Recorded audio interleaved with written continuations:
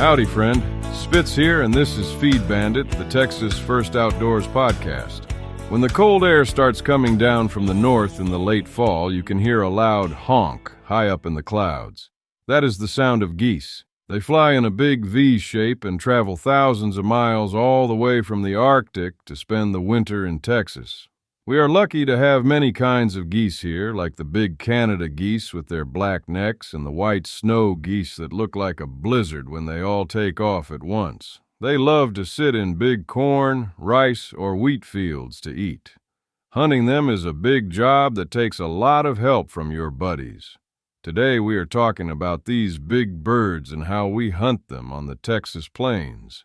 Geese are incredibly careful birds. Because they fly so high, they have a bird's-eye view of everything on the ground. If they see one thing that looks out of place, like a shiny truck or a person's face, they will stay high and keep flying. They feel safe when they see hundreds of other geese on the ground. That is why geese hunters use so many decoys. Sometimes we put out 500 or even 1,000 fake geese. It takes a long time to set them all up in the dark, but it is worth it when those big flocks start to circle above you. You have to be hidden perfectly, usually lying flat on the ground in a layout blind that is covered in the same straw or mud as the field. Let's talk about the technical side of the goose spread. First, you need a loud and clear call. Geese are very noisy animals.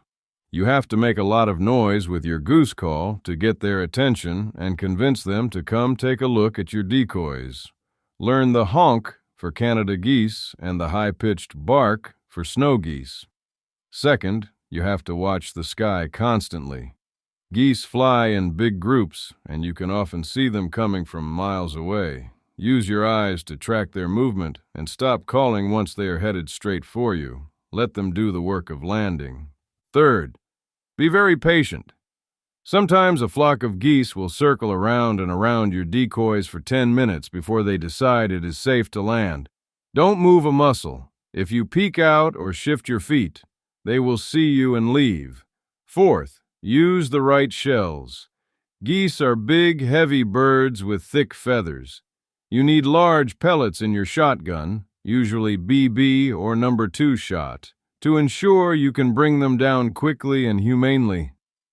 Fifth, the wind is your friend. Geese always land facing into the wind so they can slow down. Set up your decoys with the wind at your back so the birds are flying right toward you as they come in to land. Hunting geese is a wonderful Texas tradition because it brings people together. It is hard work to set out all those decoys and pick them up at the end of the day. But sharing that work with good friends makes it special. There's nothing like the sound of 1,000 geese honking as they drop their wings to land right in front of you. Preserving the tradition means taking care of the farm fields and wetlands where geese like to rest and eat. We want them to find plenty of food when they reach Texas so they can stay healthy and strong for their trip back north in the spring. Protecting the legacy means being a good sport and a true conservationist. We follow the rules and bag limits to make sure the goose populations stay healthy for the next generation of hunters. We also make sure to use all the meat. Goose meat is dark and rich, and it makes great jerky or roasts. When we hear that honking in the sky on a cold December morning, we know that the wild heart of Texas is still beating. It is a sound that connects us to the seasons and the ancient paths of migration. It reminds us that we are part of a much bigger world.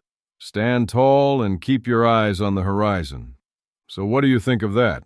Are we right on target or did we totally miss the boat on that one? Email us at howdy@feedbandit.com and let us know either way. And don't forget to check us out at feedbandit.com and grab some gear to show off your Texas First Outdoors pride.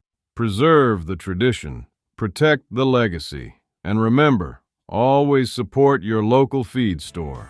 If you're there for them, they'll be there for you when you need them the most out in the field. Stand tall, fellow Texian. We'll talk soon.